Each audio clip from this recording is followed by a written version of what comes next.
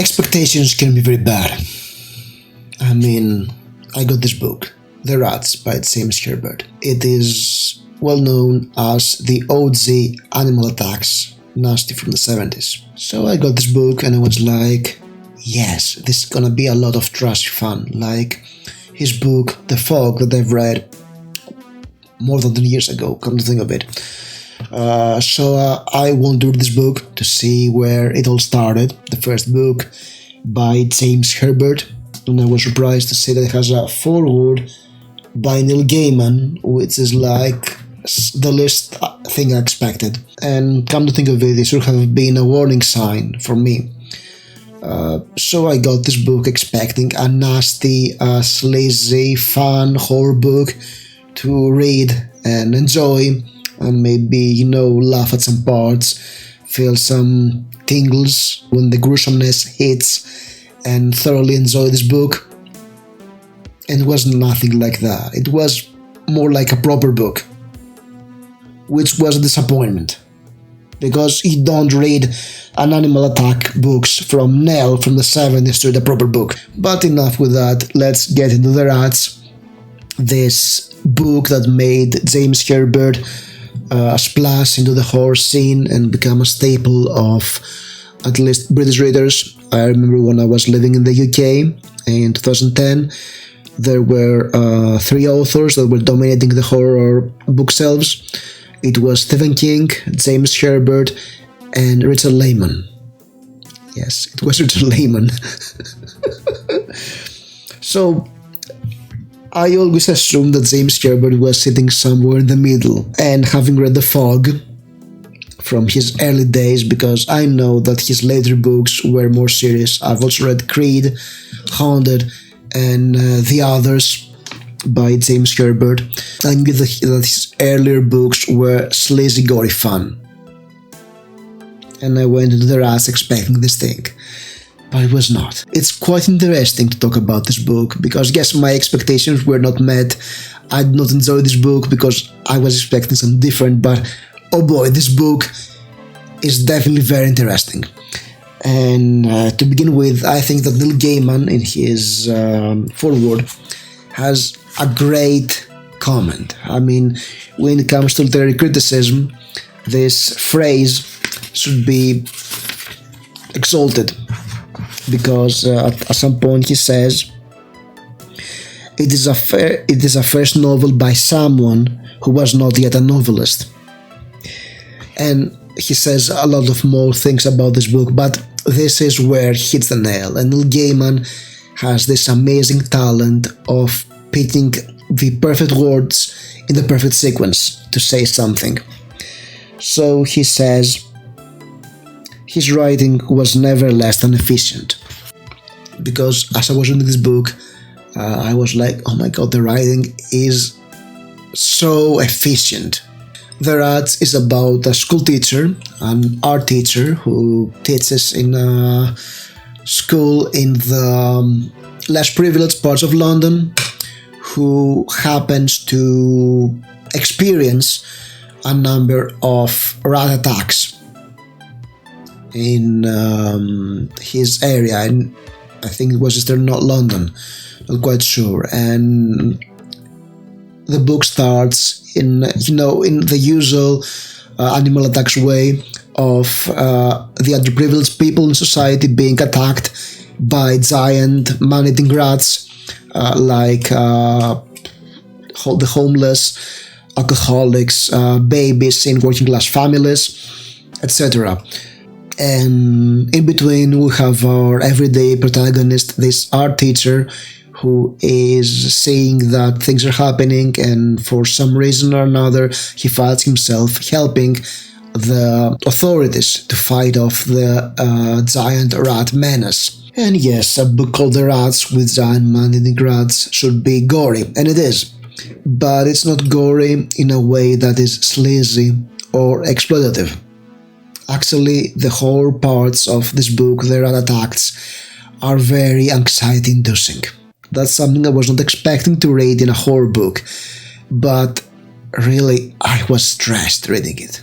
I could feel the anxiety oozing out of the pages. There was constant suspense throughout. The lives of the characters were hanging on a string, and you had to hold your breath as you were reading their attempts to survive the rat attacks. Yes, there were those flashbacks when you have a character and you learn the story of their lives, and well, it's not always that well written, but yeah, that's not the point. The point is you empathize with them, and then they are attacked by the rats, and they are eaten alive or they survive. It's either one or the other. So that was effective. Not very efficient though, because there was all those. I mean, there are some parts where you have the homeless lady and you read her entire life story, and it was a little bit far-fetched to me. Or the early part with the homosexual salesman who was outed and he became a drunkard. That was a good part. Yes, there were like, you want to read about the rats, not about those people that are eaten by the rats, or they escape the rats, etc. But then again, that was okay.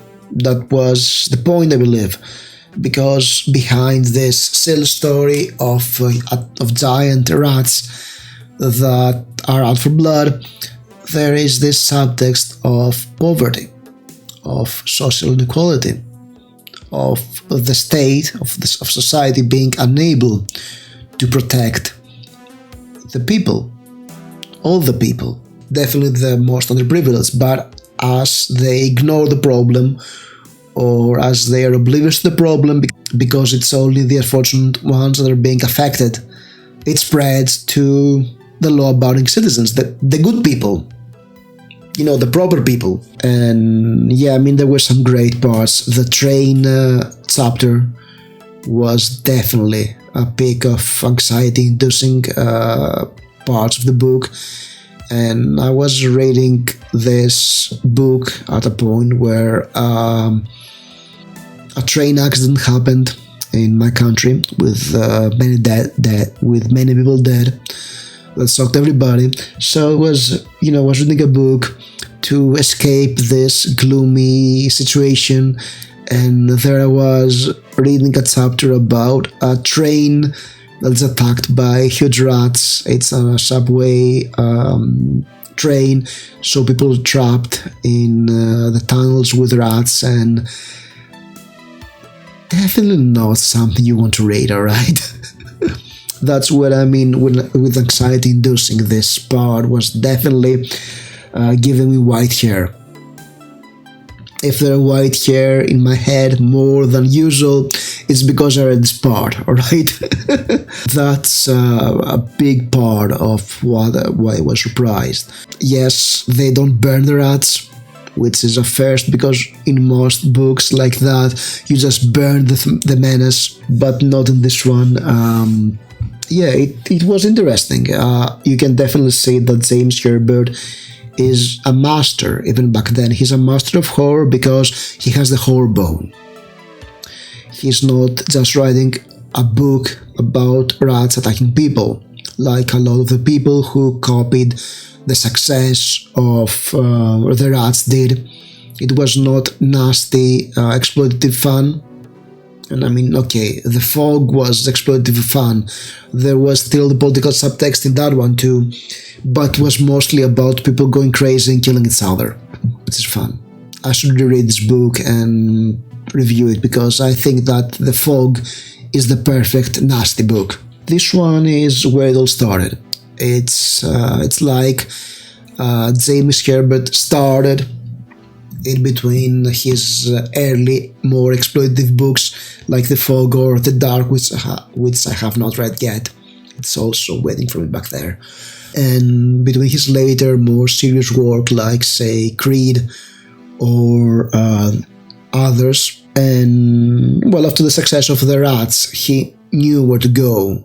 But he started off somewhere else. He started off with more ambition and more deep themes, I guess, with more character work, despite the fact that the main character is unremarkable.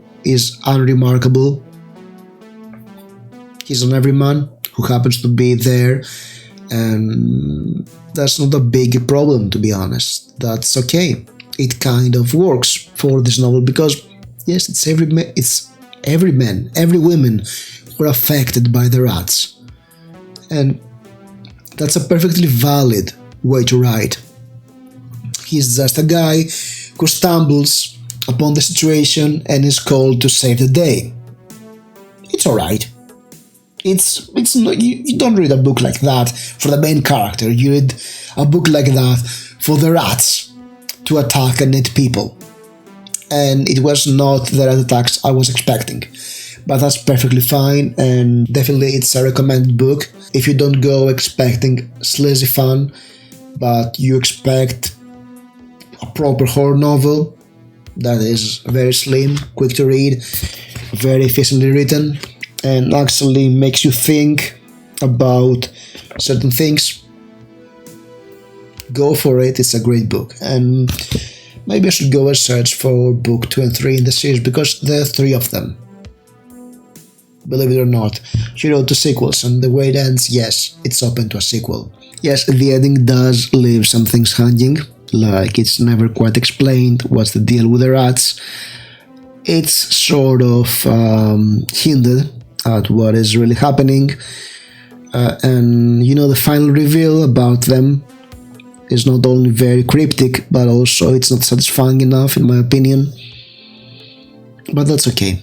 So, have you read the rats? If so, what's your opinion? Leave a comment below. As always, like, subscribe, and stay spooky.